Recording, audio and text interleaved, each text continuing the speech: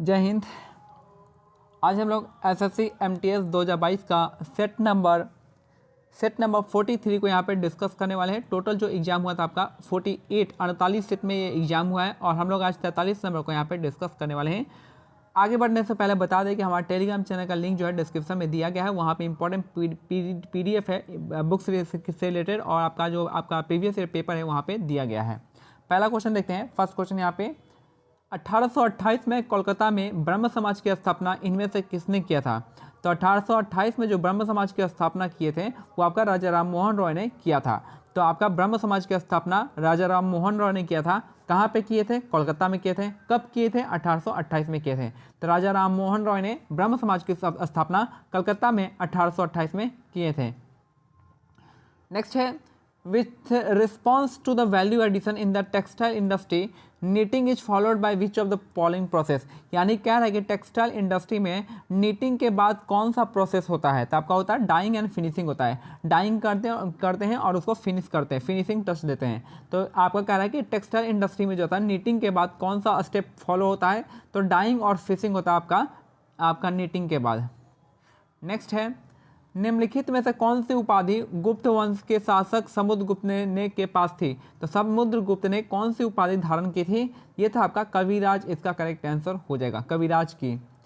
निम्नलिखित में से कौन सी उपाधि गुप्त वंश के शासक समुद्रगुप्त के पास थी? तो आपका कविराज की उपाधि समुद्रगुप्त के पास थी।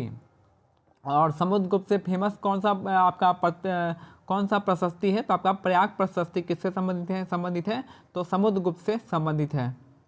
नेक्स्ट है, पद्मश्री पुरस्कार से सम्मानित गद्दाम पद्मजा रेड्डी भारत के किस शास्त्रीय नृत्य से संबंधित है? तो पद्मजा रेड्डी का जो संबंध है आपका कुचिपुड़ी डांस से संबंधित है। तो पद्मश्री पुरस्कार से सम्मानित गद्दाम पद्मजा रेड्डी भारत के किस शास्त्रीय नृत्य से संबंधित है? तो कुचिपुड़ी डांस से संबंधित है। याद रखिएगा कि आपका जो गद्दाम पद्मजा रेड्डी है उनका संबंध कुचिपुड़ी डांस से संबंधित है। नेक्स्ट है क्वेश्चन नंबर 5। देखिए क्वेश्चन नंबर 5 कह रहा है, पारितंत्र यानी पारिस्थितिकी तंत्र शब्द सर्वप्रथम इनमें से किस वैज्ञानिक ने प्रतिपादित किया था? ये थे आपके टांसले हो जाएंगे। टांसले ने आपका पारिस्थितिकी तंत्र को यहाँ पे आपको किया था। कैसे याद रखेंगे? देखिए यहाँ पे एक तो होता है इकोलॉजी, एक होता है इकोसिस्टम। तो इकोलॉजी में आपका देखिए इकोसिस्टम में आपका टी आता है तो टी से ट्रांसले हो जाएगा। तो ट्रांसले कौन करेगा? इकोसिस्टम। और अर्नेस्ट हैकेल इकोलॉजी में एल आता है तो अर्नेस्ट हैकेल में क्या आएगा? आपका एल आता है। तो यहाँ से अर्नेस्ट हैकेल इकोलॉजी का हो जाएंगे और ट्रांसले हो जाएंगे इकोसिस्टम का।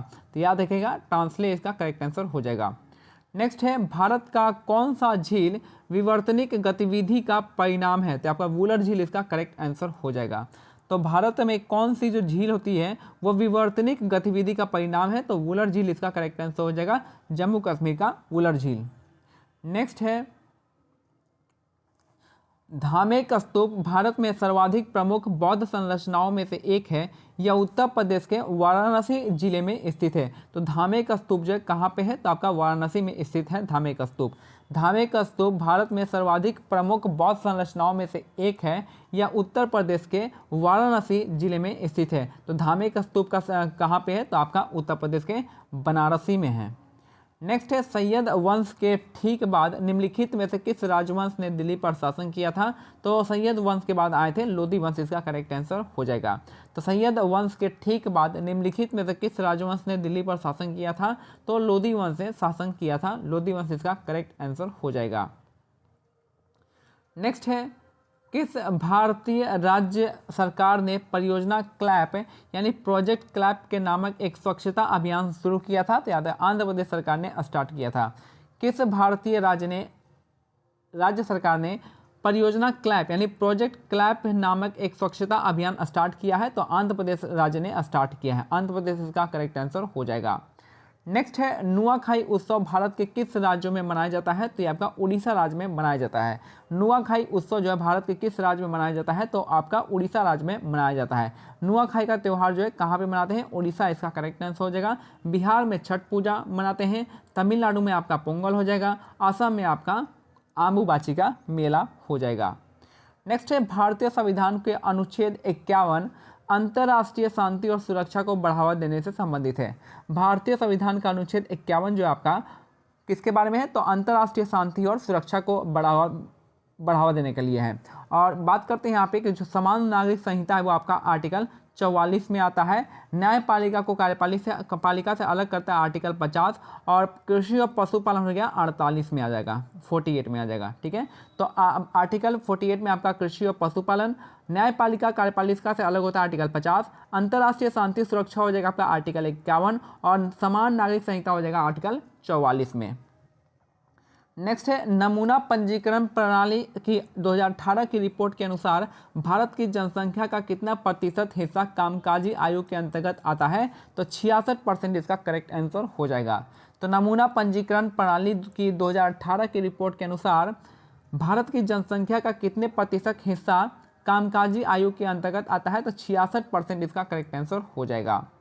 नेक्स्ट है क्वेश्चन नंबर 13, अनफिनिश्ड प्रसिद्ध भारतीय अभिनेत्री प्रियंका चोपड़ा का एक संस्मरण है। अनफिनिश्ड किसके द्वारा लिखा गया है, तो आपका प्रियंका चोपड़ा के द्वारा लिखा गया है। तो अनफिनिश्ड किसका है, तो आपका प्रियंका चोपड़ा का लिखा गया है। नेक्स्ट में चंद्रमा पृथ्वी का एक चक्कर लगभग 27 दिन में लगाता है। तो चंद्रमा जो है पृथ्वी का एक चक्कर 27 दिन में लगा लेता है। नेक्स्ट है फील्ड हॉकी के खेल में कितने खिलाड़ियों को प्रतिस्थापित करने की अनुमति होती है, तो इसकी जो है कोई भी सीमा नहीं बताई गई है। तो फील्ड हॉकी के खेल में कितने खिलाड़ियों को प्रतिस्थापित करने की अनुमति होती है, तो इसकी कोई सीमा नहीं है। ऑप्शन 2 इसका करेक्ट आंसर हो जाएगा। निम्नलिखित में से किस स्पर्धा में भारत ने ग्रीष्मकालीन ओलंपिक 2020 में कोई पदक नहीं जीता था, तो आपका महिला हॉकी में कोई पदक नहीं जीता है। ठीक है, तो निम्नलिखित में से किस स्पर्धा में भारत ने ग्रीष्मकालीन ओलंपिक 2020 में कोई पदक नहीं जीता है, तो महिला हॉकी के फील्ड में कोई भी पदक नहीं जीता गया है। पुरुष हॉकी ने ब्रॉन्ज मेडल जीता था, भाला फेंक में आपका कौन सा आया था, गोल्ड मेडल आया था, और महिला एकल बैडमिंटन में आपका ब्रॉन्ज मेडल आया था पीवी सिंधु के द्वारा। नेक्स्ट है विच chapter of the constitution of India discuss the article of parliament. Parliament के बाद आर्टिकल जो है कौन से चैप्टर में डिस्कस किया गया है, तो आपका चैप्टर 2 में डिस्कस किया गया है।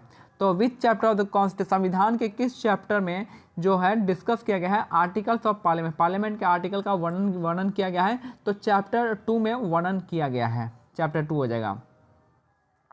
भारत के संविधान के अनुच्छेद 112 के अनुसार वार्षिक केंद्रीय बजट को आपका वार्षिक वित्तीय विवरण कहा जाता है। तो वार्षिक केंद्रीय बजट यानी बजट को क्या कहते हैं, एनुअल फाइनेंशियल स्टेटमेंट यानी वार्षिक वित्तीय विवरण कहा जाता है।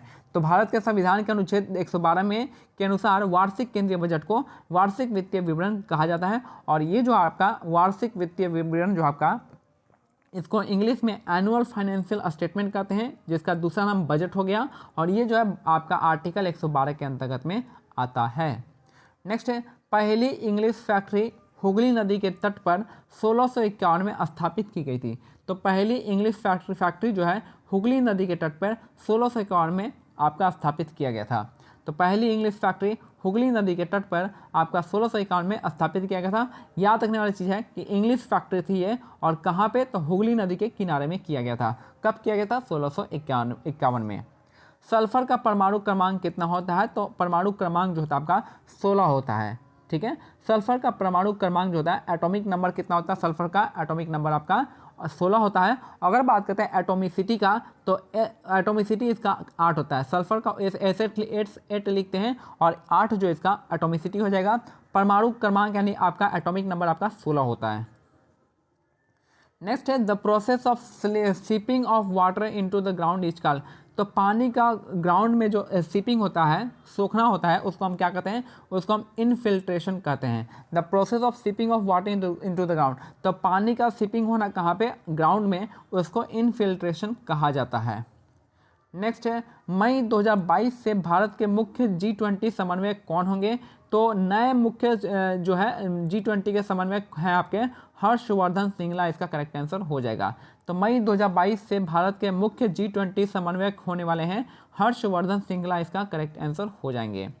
नेक्स्ट है झावेरी बहनें इनमें से किस शास्त्रीय नृत्य शैली के लिए प्रसिद्ध हैं। तो झावेरी बहनें का संबंध आपका मणिपुरी डांस से संबंधित है। तो झावेरी बहनें जो है इनमें से किस शास्त्रीय नृत्य के शैली से प्रसिद्ध है, तो मणिपुरी डांस के लिए प्रसिद्ध हो जाएंगे। अगर बात करते हैं ओडिसी डांस के लिए, तो केलुचरण महापात्रा हो जाएंगे, इसका करेक्ट आंसर हो जाएंगे। पंडित रविशंकर का नाम जो है आपका सितार नामक संगीत वाद्य यंत्र से जुड़ा हुआ है। तो याद रखिएगा पंडित रविशंकर का संबंध जो आपका सितार वादन से है। पंडित रविशंकर का संबंध किससे है? आपका सितार वादन से हो जाएगा। जाकिर हुसैन का संबंध जो हो जाएगा आपका तबला वादन से हो जाएगा। जाकिर हुसैन हो गए, अल्लाह रखा हो गए, यह सब किस में? तबला वादन में। और पंडित रविशंकर जो आपका ये आपका सितार वादन में आ जाएंगे। नेक्स्ट है आखिरी क्वेश्चन है, भारत के पड़ोसी देश अफगानिस्तान की राजधानी क्या है? तो अफगानिस्तान की राजधानी क्या है? काबुल है। तो भारत के पड़ोसी देश अफगानिस्तान की राजधानी क्या है? काबुल इसका करेक्ट आंसर हो जाएगा। काठमांडू आपका किसका है? नेपाल का। कांधार तो अब नहीं रहा, तो ये हो जाएगा। और कराची जो है आपका पाकिस्तान का। अब तो आपका इस्लामाबाद हो गया है। ठीक है, तो ये हमारा आज का सेट कंप्लीट होता है। मिलते हैं अगले वीडियो में। तब तक के लिए आपको क्या करना है, टेलीग्राम चैनल का लिंक जो है डिस्क्रिप्शन में दिया गया है, आप उसको वहाँ पे ज्वाइन हो सकते हैं। तब तक के लिए जय हिंद, जय भारत, धन्यवाद।